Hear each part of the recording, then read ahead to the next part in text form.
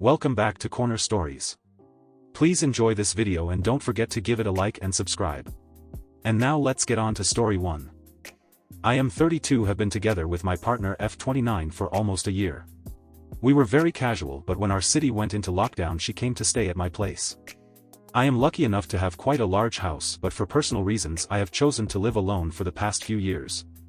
Things have been fine, although I will admit I miss having my own space. Yesterday my partner went into my office looking for scrap paper and ended up getting nail varnish all over something I needed. She apologized, which I accepted, but I asked her not to go in there again, and she agreed that she wouldn't. This morning as I was leaving I had the office key in my pocket. All the interior doors actually use the same key, and on a whim just twirled it in the lock.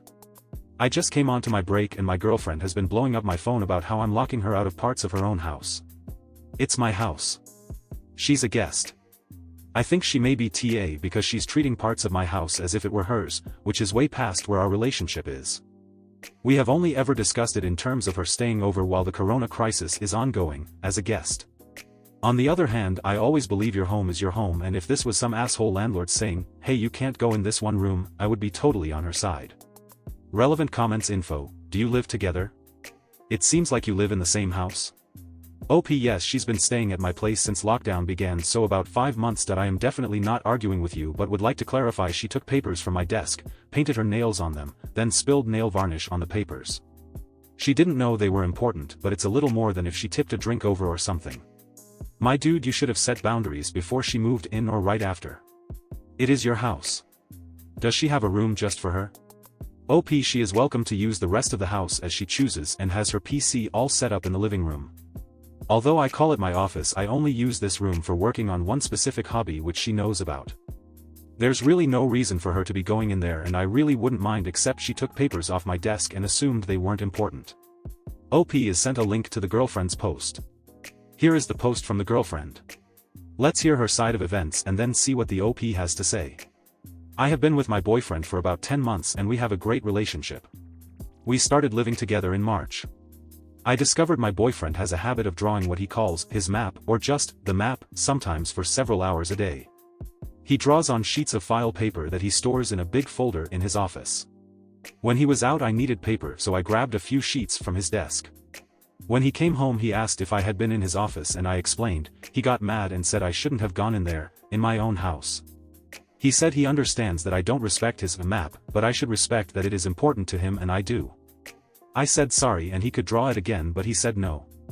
He did not come to bed last night, and this morning the trash is full of crumpled up sheets of paper where he has been trying to redraw it, which is just him trying to make a point. I asked if he prefers to spend the night with his map instead of me, and he said he's not sure right now, which is way over the line. Then he went out and locked his office when he went.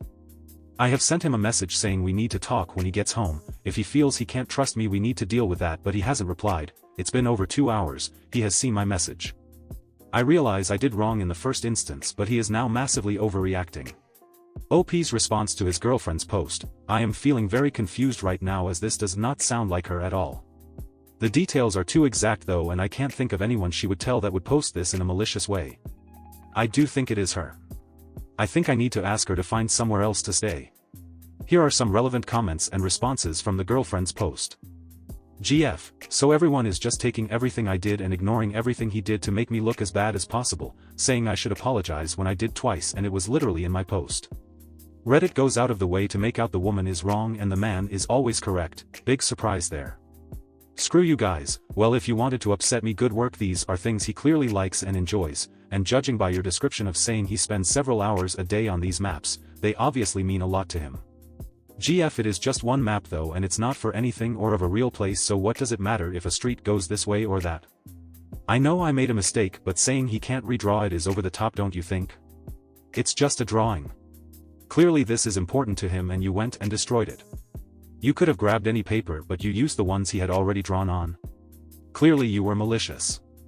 GF, that was a mistake I made. I thought it was scrap paper that he was just doodling on. Also, I didn't mean to destroy the sheets, they were still blank on the other side, so it's not like I scribbled over them. I agree I should have not taken them, but I hope you agree he is taking it too far. So, there was no other paper you could have used, you had to grab paper out of the file folder he keeps his map drawings in? I don't think he's overreacting at all. You destroyed something he made, and because it's not important to you, you don't think he should be upset. Which is ridiculous. You need to apologize. GF no, it was on his desk. I would not take paper out of his folder. I did apologize right away, but he's still mad a day later. Final comments from GF. Why does everyone say I have a problem with his map? I don't. If he wants to spend hours in his office drawing his map instead of with me, then fine, but he can't expect me to think the same. The map isn't even of anywhere, so how can it be wrong if he draws it again? I do respect him. I agree with everything you are saying, I really do. Everyone is making out that I deliberately went in there and destroyed his map. I didn't. It was an accident and only 10 sheets out of a full folder. I did apologize right away and again this morning. That's when he said he's not angry, just upset about it, and left. I apologized, and I can't understand why he's still mad, and if he said he's going to do it differently, why did he spend all night trying to draw it the same except to try and make me feel bad?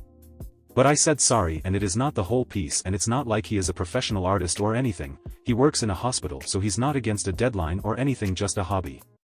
I know I did wrong, but he is overreacting and you guys are too. I made a mistake, but is it worth arguing about and not coming to bed? I hope this back and forth wasn't too confusing with the comments and responses from both the original OP and his girlfriend. As you can see, the GF is doubling down and denying any bad intentions of going into OP's office, taking paper off his desk, then proceeding to color her nails on them. As if kitchen hand towels couldn't have worked better.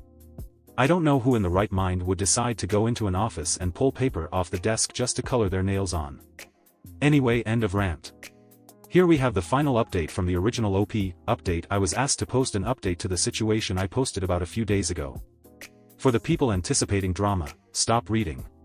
By the time I finished my second shift, my partner had progressed to sending me messages saying maybe she should move out, so it was not difficult to agree. I thought she was in bed when I got home, but turns out she stayed elsewhere and sent me a message the next morning, just after I left for work, saying she was coming with a friend to get her stuff. This concerned me because she didn't have any stuff, so I asked my friend Tim to head over to my place. Tim is 6 feet 7 inches, ex-private security, and looks like a shaved gorilla. It seems this was a good call because some random guy turned up and let himself in with her key. Tim handed over a bag of clothes and refused to let the guy into the rest of the house, and got my key back.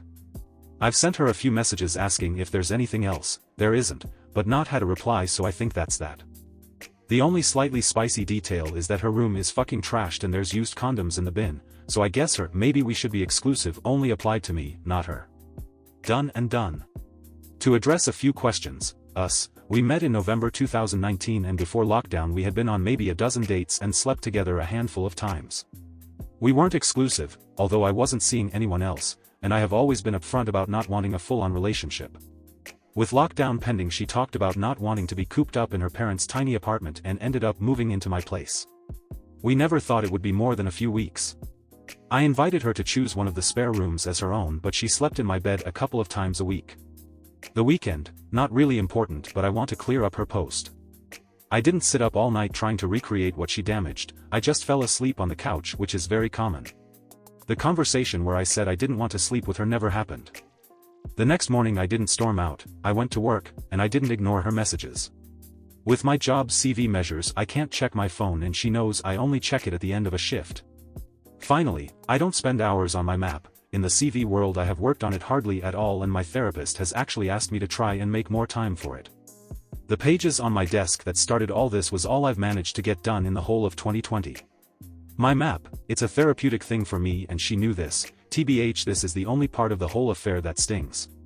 When she moved in I said, this is my map room, weird right? But she really seemed to understand, and although I know, it's just the internet, it hurt a lot to read what she wrote.